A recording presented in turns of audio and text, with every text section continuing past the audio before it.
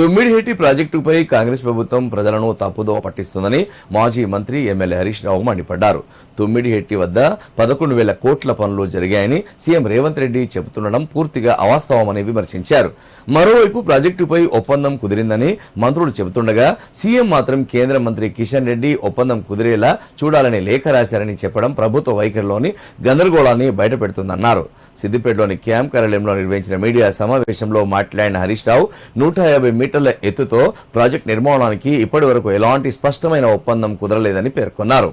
ప్రాజెక్టుపై ప్రభుత్వం రోజుకో మాట మాట్లాడుతోందని, కాంగ్రెస్ కు తుమ్మిడిహెట్టి ప్రాజెక్టుపై చిత్తశుద్ధి లేదని ఆరోపించారు. రాజకీయ ప్రయోజనాల కోసమే ఈ అంశాన్ని ఉపయోగించుకుంటోందని విమర్శించారు. ఆదిలాబాద్ జిల్లాలో తమ్మిడిహట్టి దగ్గర రాష్ట్ర మంత్రుల చేసిన హడావిడి చూసిన తర్వాత ఒక విషయం మాత్రం స్పష్టమైతా ఉంది. పని తక్కువ, ప్రచారం ఎక్కువ. బురద జల్లే కార్యక్రమము ఒర్రుడు తప్ప చేతల్ శూన్యం. ఇప్పుడు దూపైనప్పుడే బాయి తవ్వాలన్నట్టు ఎలినోనో వస్తుందని ఇప్పుడేదో హడావిడిగా మేడిగడ్డ రిపేర్ అంటారు, హడావిడిగా తమ్మిడిహట్టి కట్టినట్టు పేపర్లకు ఫోజులు ఇస్తూ ఉంటారు. 30 నెలలుగా మరి కాంగ్రెస్ పార్టీ ఏం చేసింది? గత 30 నెలలుగా మిమ్మల్ని ఎవరు ఆపినరు? మేమైంది కట్టద్దని అయితే అనలే కదా. ఇక ఒక మంత్రి అంటాడు, నిన్న 150 మీటర్లకు కిరణ్ కుమార్ రెడ్డి గారు ఉన్నప్పుడే ఒప్పందం అయిందట. నిన్న ఒక మంత్రి వివేక్ గారు అంటా ఉన్నారు, 150 మీటర్లకు కిరణ్ కుమార్ రెడ్డి గారు ఉన్నప్పుడే ఒప్పందం అయింది అంటుండు. ఒక మంత్రిగా ఉండి ఇంత పచ్చి అబద్ధం మాట్లాడొచ్చునా? ప్రజలు ఏమనుకుంటారనే కొద్దిపాటి సోయన్న ఉండాలనా వద్దా? నిజంగానే ఒప్పందం ఉంటే అప్పుడు 7.5 ఏళ్ళు, ఇప్పుడు 2.5 ఏళ్ళు, 10 ఏళ్ల నుంచి కట్టకుండా మిమ్మల్ని ఆపింది ఎవరు? ఎవరైనా అడ్డం పడ్డారా కట్టకుండా? అప్పుడు కాంగ్రెస్ పార్టీ అధికారంలో ఉంది కదా.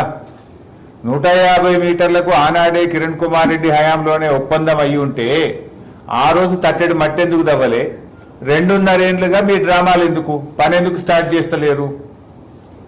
ఇప్పుడు ఆ రోజు మహారాష్ట్ర ముఖ్యమంత్రి మన కిరణ్ కుమార్ రెడ్డికి లేఖ రాసిండు, మాతో ఒప్పందం లేకుండా ఏకపక్షంగా మీరు పనులు చేస్తా ఉన్నారు, ఇవన్నీ కూడా రేపు వేస్ట్ అవుతాయి, నిర్వీర్యం అవుతాయి, మీరు ఇట్లా చేయకూడదు, అగ్రిమెంట్ కాలేదు అని చెప్పి మహారాష్ట్ర ముఖ్యమంత్రి పృథ్వీరాజ్ చౌహాన్ రాసిన లేఖ నిజం కాదా?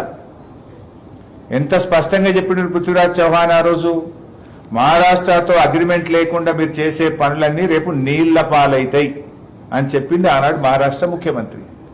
కిరణ్ కుమార్ రెడ్డి గారు ఉన్నప్పుడు అగ్రిమెంట్ అయి ఉంటే తమ్మిడిహట్టి దగ్గరనే మీరు బ్యారేజ్ నిర్మాణం స్టార్ట్ చేసి ఉండాలి. తమ్మిడిహట్టి దగ్గర చేయకుండా పోయి చేవల కాడ పొక్కలని తవ్విర్రు, తలనిడిచిపెట్టి తోక దగ్గర తవ్విందంటేనే మీకు అగ్రిమెంట్ లేదు అనేటువంటి విషయం చాలా స్పష్టంగా అర్థమవుతుంది.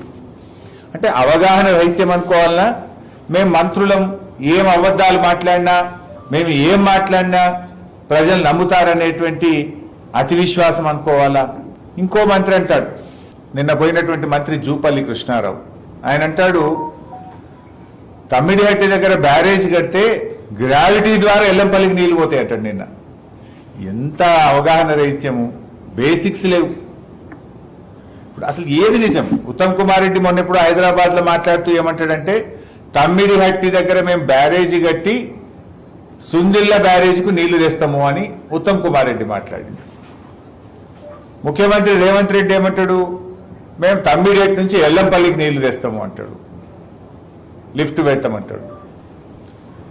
జూపల్లి కృష్ణారావు ఏమంటాడు, లేదా లిఫ్టే అవసరం లేదు, తమ్మిడిహట్టి దగ్గర బ్యారేజ్ కట్టి ఎల్లంపల్లికి గ్రావిటీలో నీళ్ళు వస్తాయి అంటాడు. అసలు ఎవరు కరెక్టు? ఏది కరెక్టు? రేవంత్ రెడ్డి చెప్పేది కరెక్టా? ఉత్తమ్ కుమార్ రెడ్డి చెప్పేది కరెక్టా? జూపల్లి చెప్పేది కరెక్టా? వివేక్ గారు చెప్పేది కరెక్టా? మతిలేని మాటలు, సోయిలేని మాటలు. ఇవాళ మొన్నెప్పుడు హైదరాబాద్ లో ముఖ్యమంత్రి రివ్యూ చేసి ఏమన్నాడు, 150 మీటర్లకు ఎత్తుకు బ్యారేజ్ కట్టడానికి కిషన్ రెడ్డి గారు మహారాష్ట్రను ఒప్పియాలి, దానికి నేను లేఖ రాస్తున్న బహిరంగ లేఖ అన్నాడు. వివేక్ ఏమంటున్నాడు, 150 మీటర్ల కిరణ్ కుమార్ రెడ్డి ఉన్నప్పుడే అగ్రిమెంట్ అయింది అంటాడు. అంటే కిరణ్ కుమార్ రెడ్డి ఉన్నప్పుడే అగ్రిమెంట్ అయితే నువ్వు కిషన్ రెడ్డి గారికి ఎందుకు బహిరంగ లేఖ రాసినావు? నిజంగా నువ్వు కిషన్ రెడ్డికి బహిరంగ లేఖ రాస్తే మహారాష్ట్ర అగ్రిమెంట్ అవుతుందా? Is it the way of getting the things done? అసలు అక్కడ వైల్డ్ లైఫ్ ఫారెస్ట్ ఉంది, ఎకో సెన్సిటివ్ జోన్ ఉంది. అక్కడ మహారాష్ట్ర భూభాగం ముంపు గురవడమే కాదు, ఎకో సెన్సిటివ్ జోన్ ఉంది. అక్కడ పైకి పోతే వైల్డ్ లైఫ్, కిందికి వస్తే ఎకో సెన్సిటివ్ జోన్. అది ఒప్పించాలంటే సుప్రీంకోర్టులో ఉండే హై లెవెల్ కమిటీ ఒప్పించాలి. దానికి ఎంత టైం పడుతుంది? దాంట్లో ఉండే సాధక బాధకాలు ఎంత? అసలు డైవర్టబుల్ వాటర్ ఎంత? కేవలం రాజకీయాల కోసం మీరు పనిచేస్తున్నారు తప్ప రాష్ట్ర ప్రయోజనాల కోసం చిత్తశుద్ధితో పనిచేసే వాళ్ళు చేసే వ్యవహారమే కాదు.